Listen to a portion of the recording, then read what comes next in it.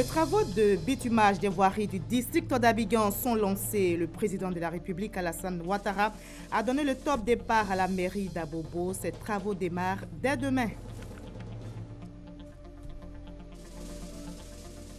La campagne pour les élections législatives démarre ce soir à minuit. La commission électorale indépendante a remis aujourd'hui les affiches et spécimens de bulletins de vote aux différents candidats.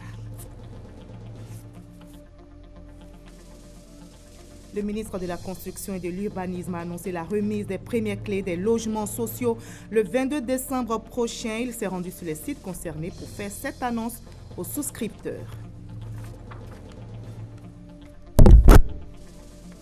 De présidente, elle n'a donc désormais plus que le titre. Le Parlement sud-coréen a voté aujourd'hui la destitution de la présidente Park Geun-hye empêtrée dans une affaire de corruption. Voilà pour le sommaire. Bienvenue. Merci d'avoir choisi le journal de RTI 1. Les travaux de bitumage des voiries du district d'Abidjan sont lancés. Le président de la République, Alassane Ouattara, vient de donner le coup d'envoi dans la commune d'Abobo. Ces travaux démarrent ainsi après l'inauguration par le chef de l'État de l'axe Pont-Komoé à Nibilekro et l'axe Bundiali-Tengrela. La capitale économique ivoirienne va changer de visage avec ses routes qui seront réhabilitées, rénovées. Des travaux de drainage et d'assainissement seront également réalisés et ces travaux vont coûter environ 70 milliards de francs CFA. Voilà, je vous propose d'écouter un extrait de l'intervention du président de la République. C'était cet après-midi à Abobo. La Côte d'Ivoire est désormais un pays de paix, un pays de paix, un pays de concorde. Et le développement ne peut s'obtenir qu'à ce prix.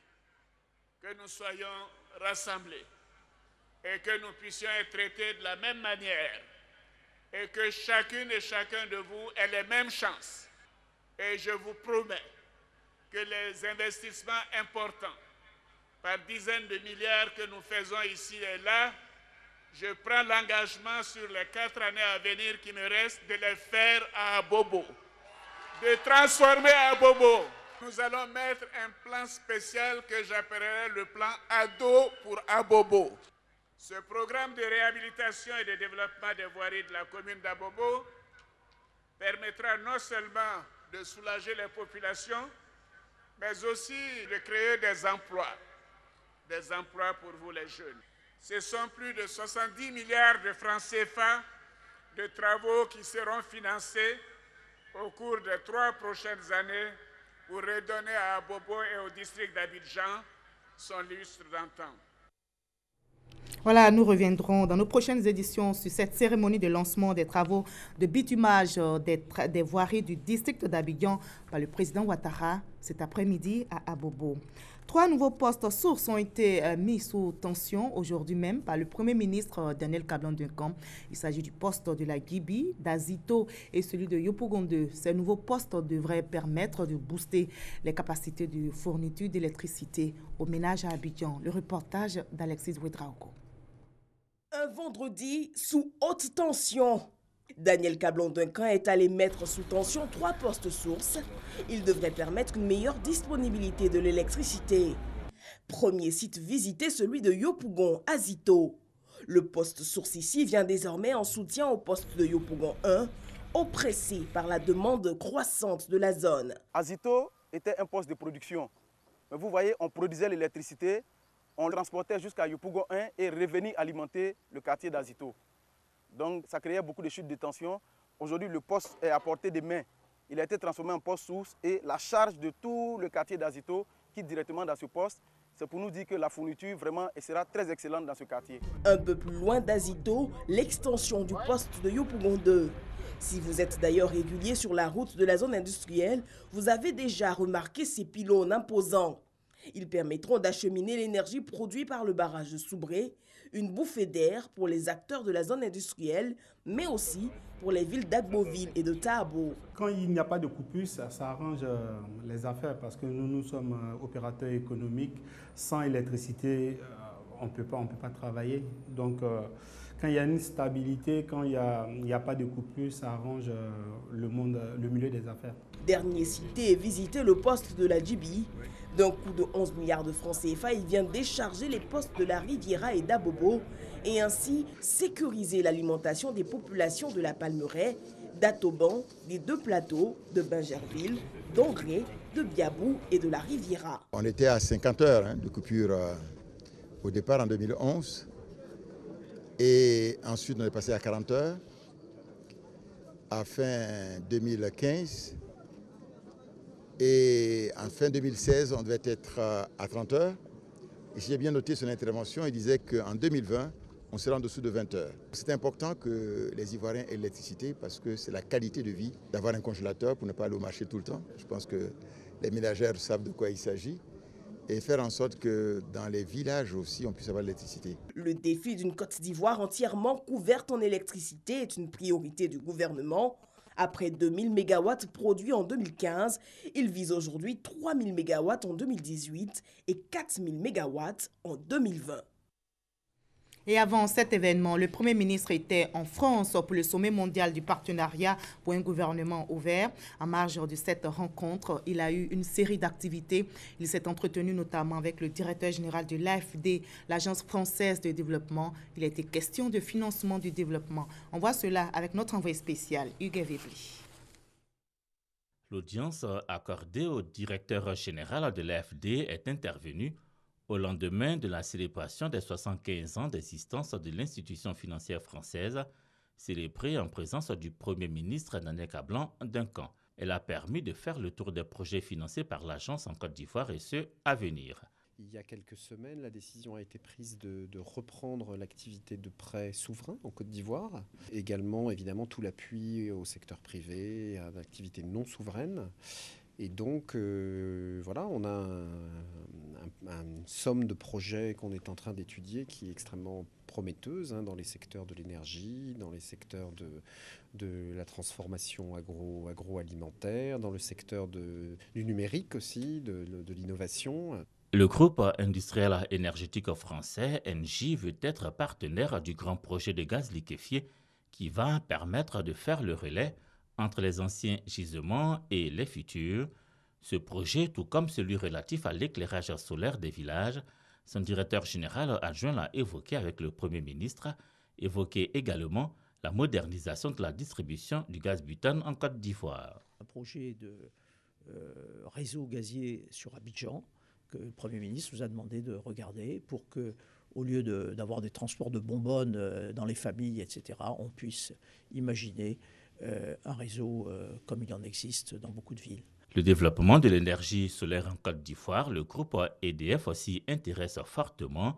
La question, son comité exécutif l'a évoqué avec le Premier ministre. On vient de démarrer il y a 3 semaines notre activité d'installation de kits solaires pour la production d'électricité dans la région de Soubré. Nous visons d'arriver à connecter jusqu'à plus de 300 000 foyers d'ici 3 ans. Le deuxième sujet, c'est sur la filière de réutilisation de la biomasse des déchets végétaux pour la production de l'électricité pour le pays. Projet Biocala qui vise à créer à peu près 1000 emplois. A souligné les échanges qu'a eu le Premier ministre à Bercy. Au siège du ministère de l'économie et des finances français, il a été question de donner toutes les chances à la réalisation pratique et dans les meilleurs délais du projet métro d'Abidjan, cher au président Alassane Ouattara.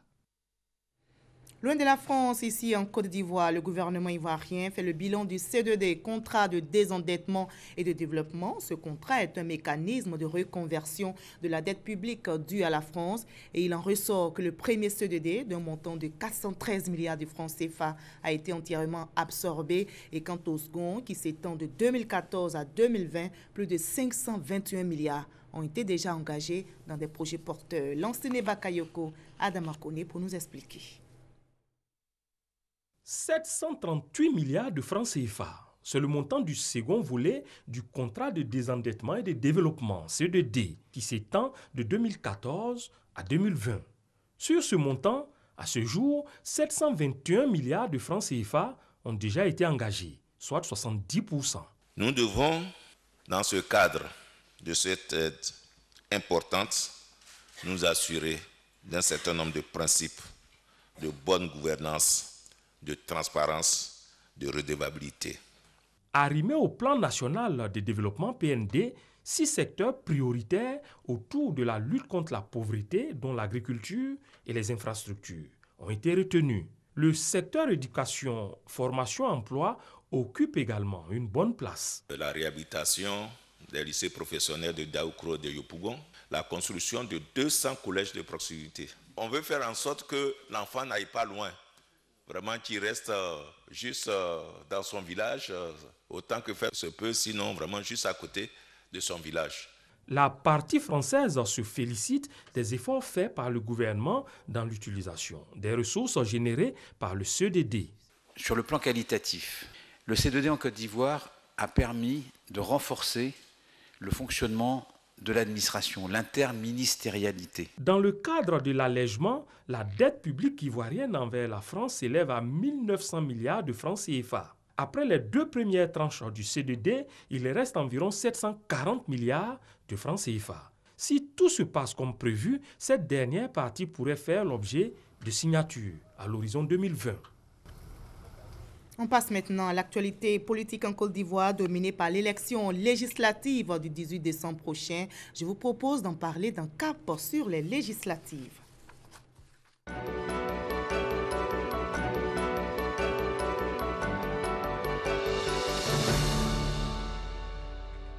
La campagne électorale pour les législatives s'ouvre ce soir à minuit et selon la commission électorale indépendante, les candidats sont appelés au respect du code de bonne conduite pour le succès du scrutin. De son côté, la RTI s'active pour la bonne couverture de cette élection. Des dispositions justement ont été prises. 28 équipes de reportage ont été déployées sur le terrain pour la couverture médiatique. Explication détaillée avec Herman Guivi. La radiodiffusion-télévision ivoirienne, RTI, est au cœur des élections législatives. Afin de réussir sa mission de service public, au regard des contraintes liées au grand nombre de candidats et à la durée de la campagne électorale, une semaine, la RTI a retenu les dispositions suivantes pour une couverture efficiente de cette campagne. Ainsi donc, 38 équipes ont été déployées sur l'ensemble du territoire, avec pour base principale les chefs-lieux de région et environ. Pendant la durée de la campagne, le principe de traitement est de ne retenir que les candidats des chefs-lieux de région. À cet effet, le mode opératoire est que si une localité est retenue, les activités de tous les candidats de celle-ci soient couvertes dans les mêmes conditions pour chaque candidat. En tout état de cause, la radiodiffusion-télévision ivoirienne, RTI, s'emploiera à traiter au mieux cet événement majeur. Voilà la RTI qui est donc à son poste pour le succès de cette élection. La campagne, je l'ai dit tantôt, démarre ce soir à minuit. La commission électorale indépendante a remis aujourd'hui même les affiches et spécimens de bulletins de vote aux différents candidats. Explication Sylvie Toury. Ils sont en définitive à 1337 qui candidatent pour l'Assemblée nationale. Dès ce samedi, ils écumeront leurs circonscriptions électorales respectives pour tenter de s'arracher les faveurs des électeurs. Ces candidats ont reçu un appui de la CEI. La commission électorale indépendante leur a offert à chacun 300 affiches et 3000 spécimens de bulletins de vote. Youssouf Bakayoko les a exhortés à mener une campagne apaisée. Le 10 décembre, à 0h, soit cette nuit à minuit, s'ouvrira la campagne électorale. La campagne pour l'élection des députés requiert de chacun de vous courtoisie et retenue. Je voudrais alors saisir l'occasion de la présente rencontre pour vous inviter à œuvrer pour le déroulement d'une campagne électorale apaisée dans le strict respect des règles contenues dans le code de bonne conduite en période électorale. La campagne pour les législatives va durer 7 jours et le vote aura lieu le dimanche 18 décembre prochain. 255 sièges sont en jeu dans 205 circonscriptions électorales. Avant l'ouverture de la campagne électorale, le médiateur de la République monte au créneau. Ngolo Coulibaly invite tous les candidats à l'apaisement, au bon ton pour le succès du scrutin. Le reportage de Grace Kando. Plus de 1000 candidats iront à l'assaut des 225 sièges que compte le Parlement ivoirien. La campagne électorale démarre le 10 décembre prochain. Le médiateur de la République appelle à une campagne apaisée. Le médiateur de la République, au moment où va s'ouvrir la campagne électorale pour ces législatives, engage l'ensemble des acteurs de la vie politique ivoirienne, chacun à son niveau, à œuvrer pour une campagne électorale apaisée, empreinte de tolérance, de fraternité et de respect de l'autre, y compris de l'adversaire. L'Assemblée nationale, lieu de toutes les sensibilités politiques, constitue la vitrine de la liberté d'opinion et de l'expression démocratique. C'est pourquoi, comme pour l'élection présidentielle pour laquelle le monde entier nous a félicités, j'invite chacune et chacun de vous, chers compatriotes, à une campagne électorale et un scrutin sans heurts ni violence.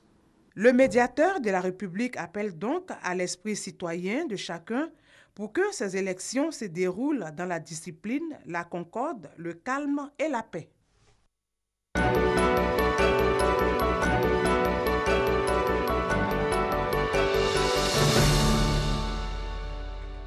Voilà, c'était Cap sur les législatives qui revient demain pour vous proposer des reportages sur cette campagne, je rappelle, qui démarre ce soir à minuit.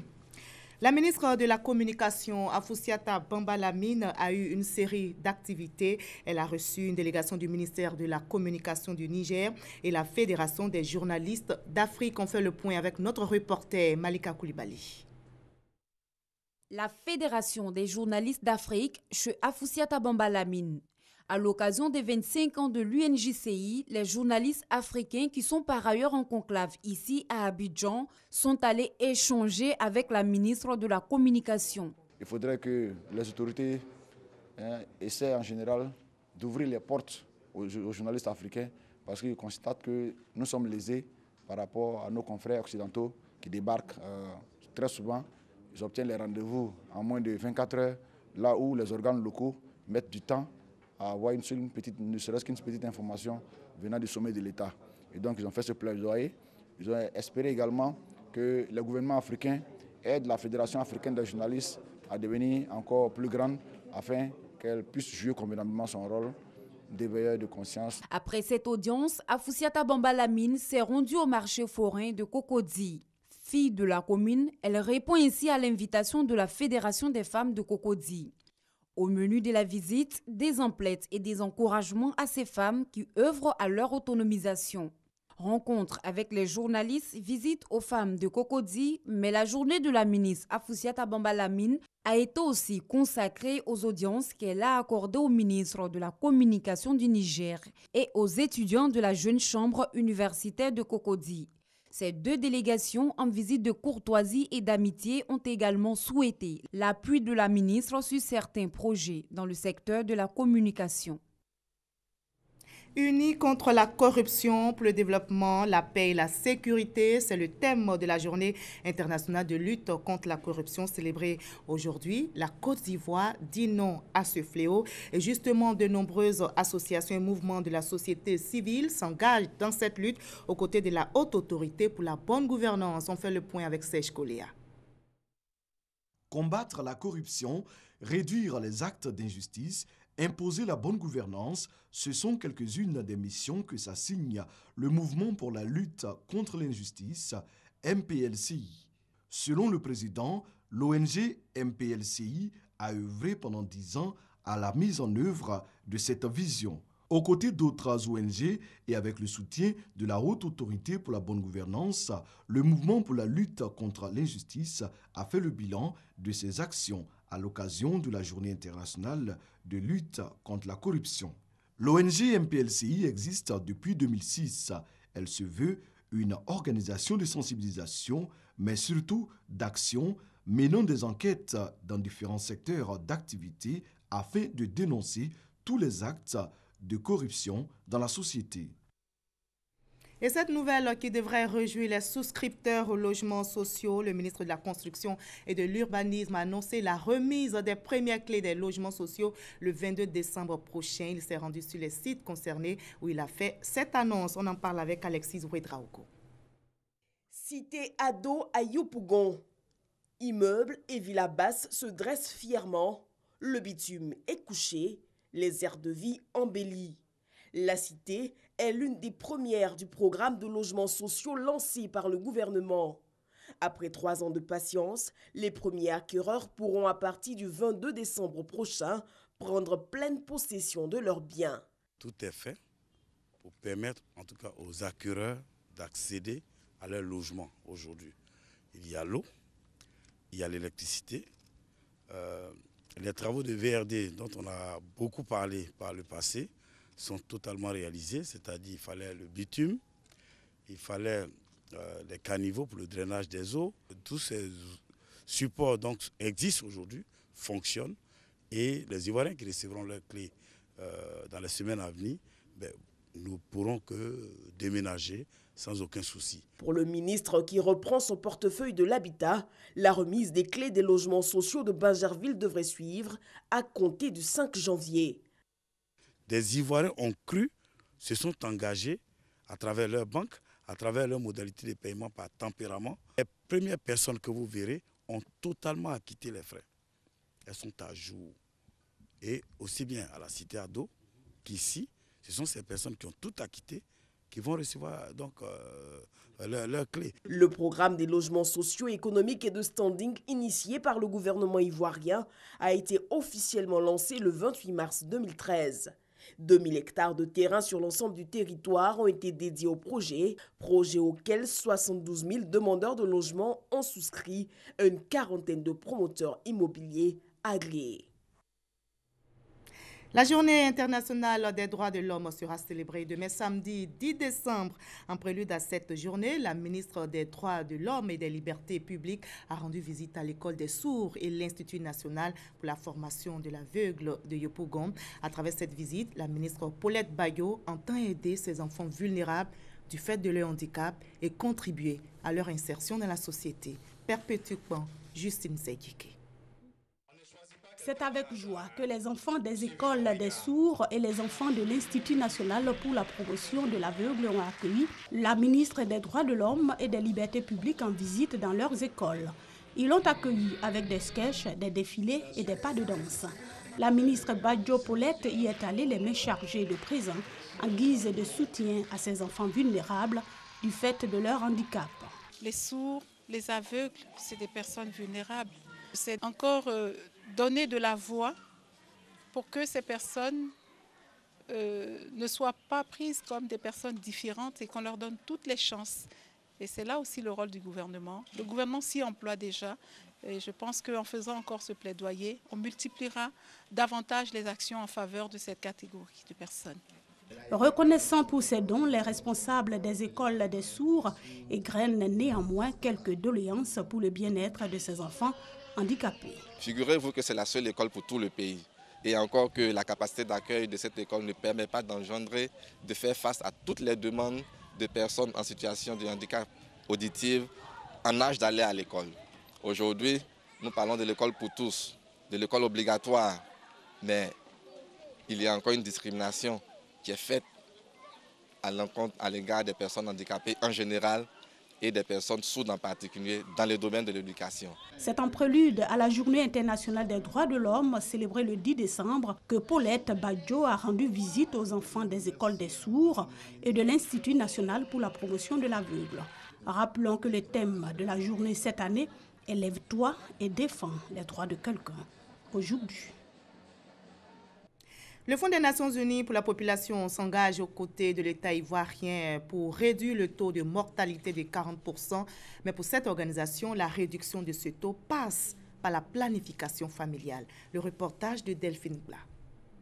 La santé sexuelle et reproductive, c'est un ensemble de sujets liés à la sexualité des femmes et des hommes, tels que le suivi gynécologique, la planification familiale, la contraception, l'avortement, les grossesses précoces, les infections sexuellement transmissibles, le VIH, la mortalité maternelle, les violences sexuelles. Bref, la Côte d'Ivoire, dans ce domaine, a le soutien des partenaires, dont l'UNFPA, le Fonds des Nations Unies pour la population. Nous appuyons l'État de Côte d'Ivoire par rapport à l'achat des contraceptifs, notre appui technique à la formation des prestataires de santé, l'appui technique et le renforcement des capacités aussi du plateau technique pour l'offre de services. Nous appuyons aussi les communautés à utiliser donc la planification familiale, c'est-à-dire à fréquenter les centres de santé. Nous appuyons aussi ce que nous appelons l'école des maris, entre griffes, pour l'implication des hommes dans la santé de la reproduction. Donc, la stratégie de distribution en base communautaire, où les agents de santé vont jusqu'à dans les zones rurales très reculées pour distribuer les contraceptifs. L'UNFPA encourage la rencontre d'Abidjan qui va donner un coup d'accélérateur aux stratégies de planning familial en Côte d'Ivoire. Ces assises vont donc permettre de booster encore toutes les stratégies que nous avons mises en place et nous pensons que l'État qui accueille et qui organise ces assises-là, les résolutions qui vont sortir de là vont permettre de booster la planification familiale. Comme nous le disons, la planification familiale est un grand moyen de réduction de la mortalité maternelle. On le dit, une bonne planification familiale peut réduire de près de 40% le taux de mortalité maternelle. C'est pour cela que l'UNFPA appuie l'État de Côte d'Ivoire dans toutes ses stratégies. C'est depuis 37 ans que l'UNFPA s'engage aux côtés de l'État ivoirien dans le domaine de la santé reproductive et du planning familial. L'association des anciens combattants de Côte d'Ivoire a 70 ans d'existence et l'événement a été marqué à Yamoussoukro. Les anciens combattants et leurs pères du Burkina Faso entendent promouvoir la paix, vertu qui a valu au bélier de Yamoussoukro, le président Félix Houphouët-Boigny, l'appellation d'apôtre de la paix. Explication, Léon Bro. Fatigués mais toujours combatifs, ces anciens combattants de Côte d'Ivoire et leurs invités du Burkina Faso. Objectif du moment, le retour de la paix sociale dans leurs deux pays et dans la sous-région. D'où ce recueillement sur la tombe de feu, le président Félix Houphouët-Boigny, l'apôtre de la paix. Le président Félix Houphouët-Boigny, lorsqu'il prononçait un discours, on dénommerait plus de 2, 3, 4 fois le mot paix. À l'image de celui-là, qui fut l'apôtre de la paix. Il faut qu'on se ressaisisse et qu'on revienne sur cet aspect de paix dans ce pays. Celui qui a fait la guerre, il connaît le prix de la paix. Alors donc, vous comprenez que l'ancien combattant qui a enduré des souffrances sur plusieurs théâtres d'opération pour que d'autres vivent dans la paix, c'est ce que paix veut dire. Et pour perpétuer justement cet esprit de paix, que nous nous sommes retrouvés ici. Ce recueillement, un acte des anciens combattants pour magnifier l'apôtre de la paix et implorer son intercession en faveur d'une paix durable, en somme, promouvoir la paix. C'est la première activité des festivités du 70e anniversaire de l'Association fraternelle des anciens combattants de Côte d'Ivoire, créée en 1946.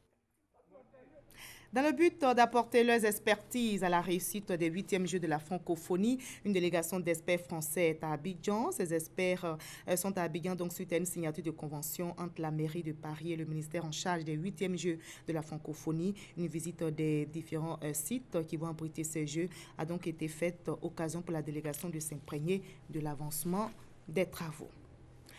C'est l'horreur dans le nord-est du Nigeria. Au moins 30 personnes ont été tuées dans un double attentat perpétré ce matin par 2 femmes kamikazes sur un marché de Madagali, un lieu très fréquenté de l'État d'Adamawa. De nombreuses autres personnes ont été blessées. Ce double attentat n'a pas été revendiqué, mais le procédé utilisé est celui du groupe armé nigérien Boko Haram qui sème la terreur dans la région depuis 2009.